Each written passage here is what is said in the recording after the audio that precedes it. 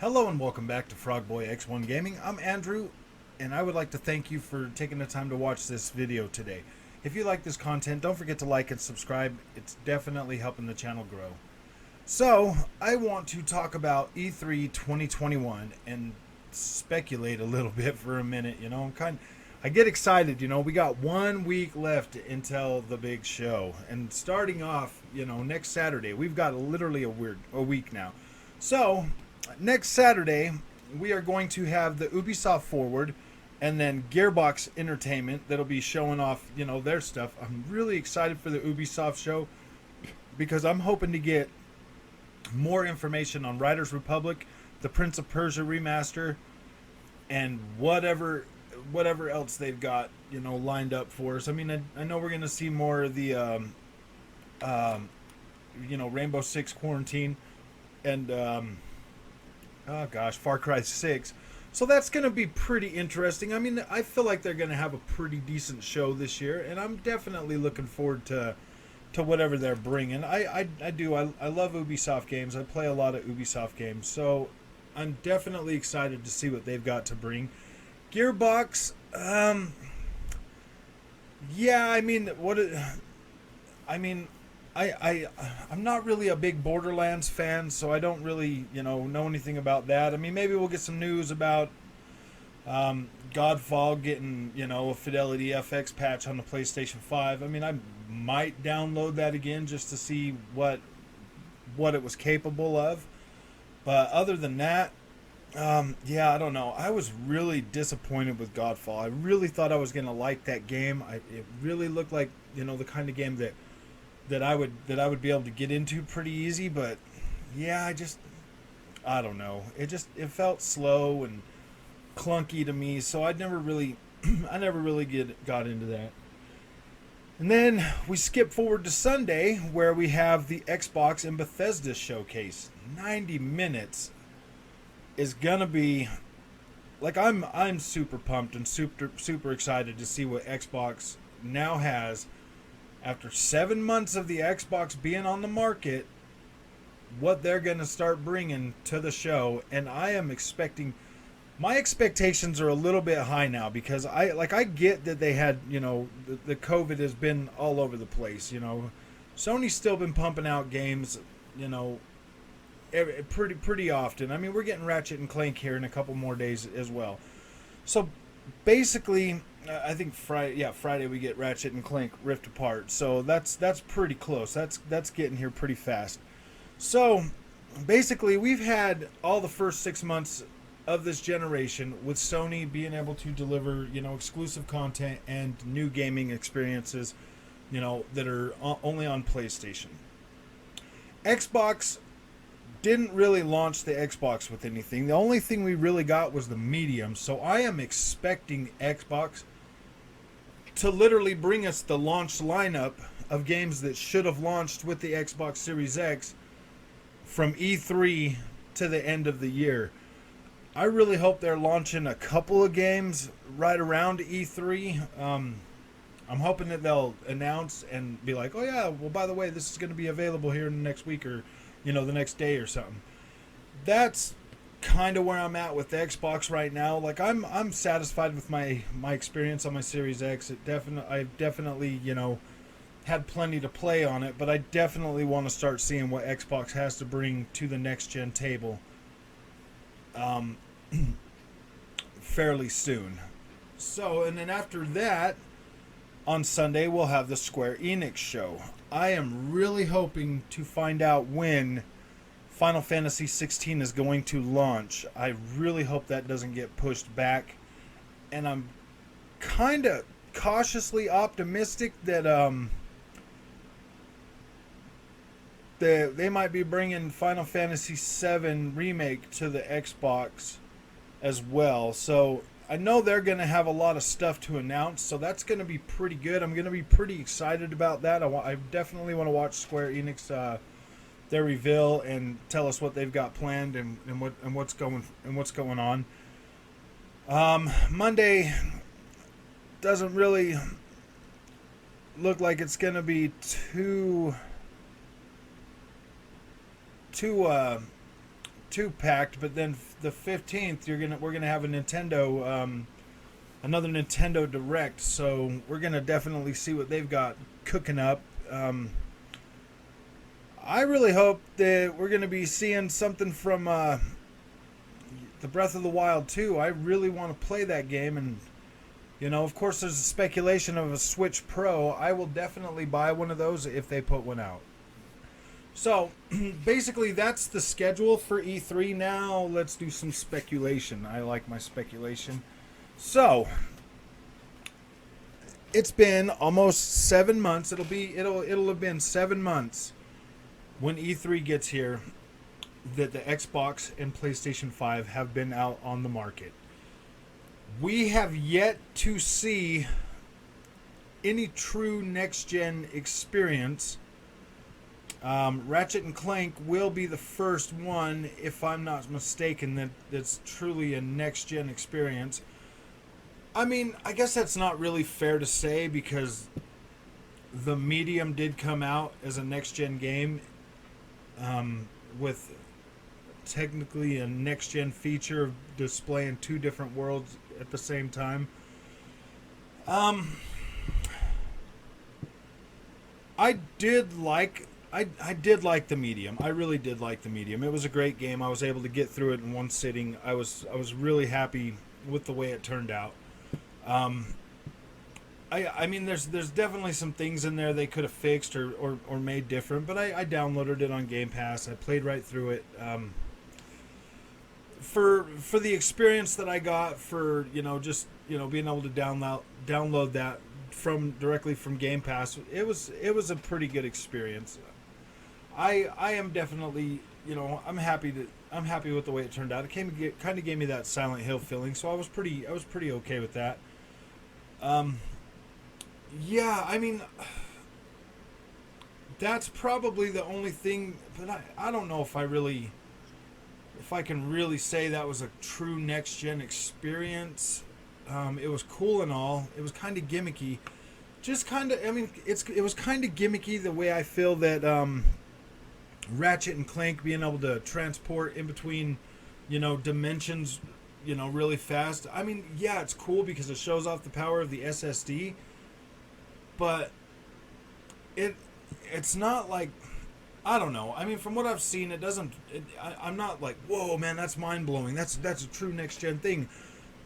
To me, it kind of just it seems gimmicky. You know what I mean? It's like, and I mean, you have no control over what you're doing while you're transporting. So it's not. I mean, so it's not gameplay related. It's you can't choose when you're gonna transport it. It seems like it's pretty scripted. So it doesn't really. So I don't know if that really counts as a next-gen gaming feature or as more of a curated loading experience that takes a fraction of the time that it normally would on previous-gen consoles. That's where I'm going with that. I'm not complaining about Ratchet and Clank. Like, I'm pretty sure Ratchet and Clank is going to definitely live up to and deliver a Ratchet and Clank experience unlike any of the other Ratchet Clanks we've played before. Like, I have no doubt that it is going to achieve that. But is it necessarily next gen in architecture and design and features and stuff like that? I don't know. If it looked, everything I've seen looks and feels like it could be played on a PlayStation 4 minus the fast loading times. Like if they put, like if they stretched out the loading times and made it take a little bit longer for him to tumble through the air before hitting the portal and then everything else loading in.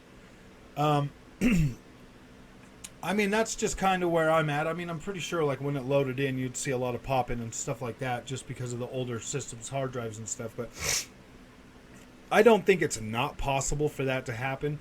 Because, I mean, it's still taking PS5 at least 3 seconds or more to load that all in. So, yeah, I don't know. I mean, that is supposedly the first, in my opinion, the first real next-gen game.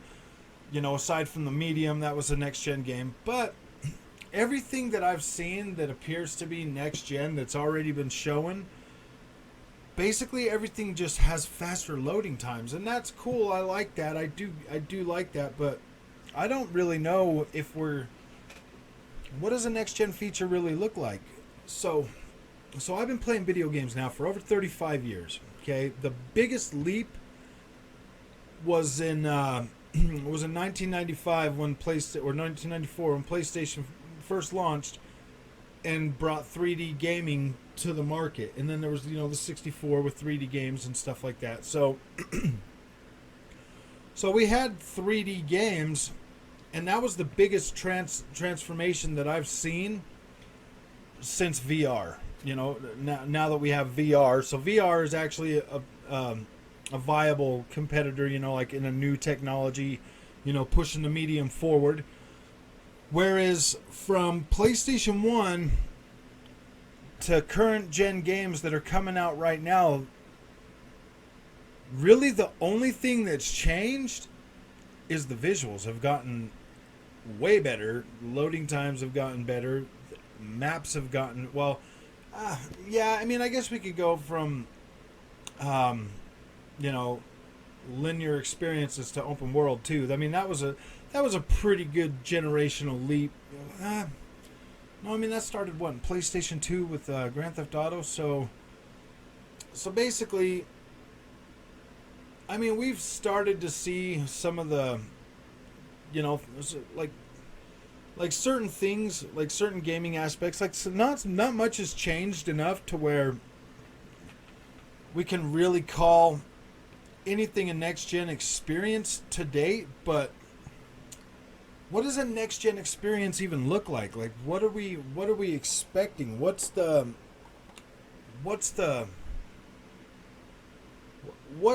point? Like what could they possibly do with these new hard drives that they can't do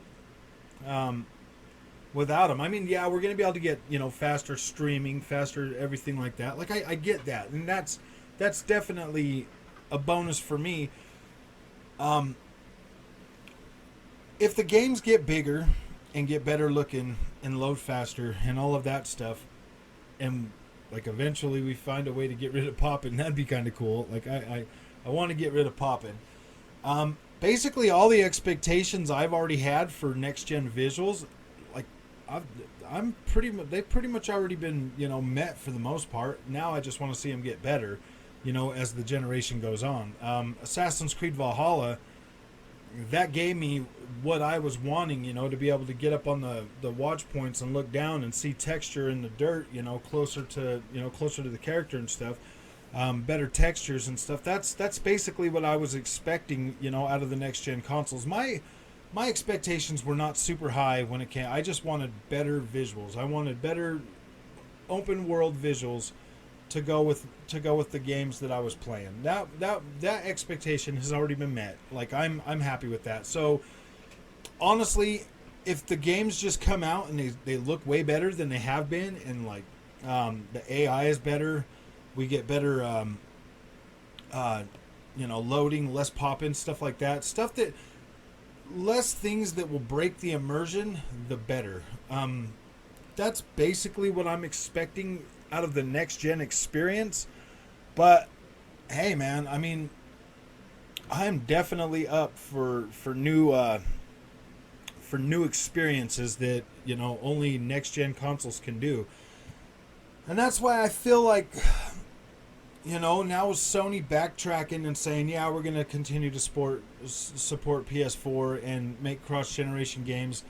After the freaking heat that Microsoft took for this for the last 6 months, Sony's finally like, oh yeah, we're going to do it too.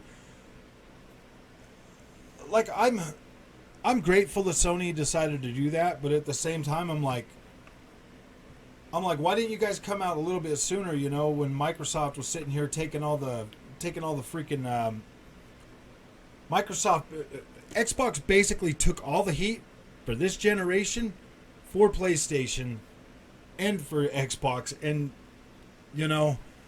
I just really hope that people can see Xbox now in more of a light, like, hey, you know what, man, we don't need to be so, like, we don't need to fanboy over either one of them. Microsoft came out, put their heart on the sleeve, and said, "Look, this is how we're going to treat this next generation. This is what we're doing. This is what the plan is." Yeah, a lot of people were upset at first. They're like, "Well, why the hell do we need a next gen console?" Well, now you got PlayStation that's doing the same thing. So I really think we just need to quit with the little console war things. Quit with the who's better, what's better. And let's just enjoy video gaming. Let's be happy for what they have to show next week. I am super hyped. I'm super pumped. I'm looking forward to this. I've been looking forward to this all year long. I basically just want more gaming experiences so that I can enjoy my favorite hobby, which is playing video games. So I am going to go ahead and leave it at that. I really, I really want to see some really nice visuals out of this E3. I want to see some stuff that I've never seen before.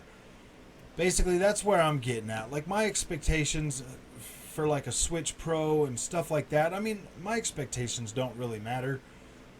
I want to see what these guys have cooked up.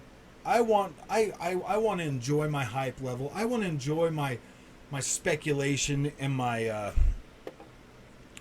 like getting myself overhyped, and like I love that. That's my favorite time of the year is E3, because that's when I get to be me and experience the things, firsthand, sit and watch the whole show. And yeah, like, I'm pretty excited for that. I am really hoping that this E3 really brings something to showcase. I hope that, now that more people are getting vaccinated, that this COVID thing isn't going to continue to affect the industry any longer.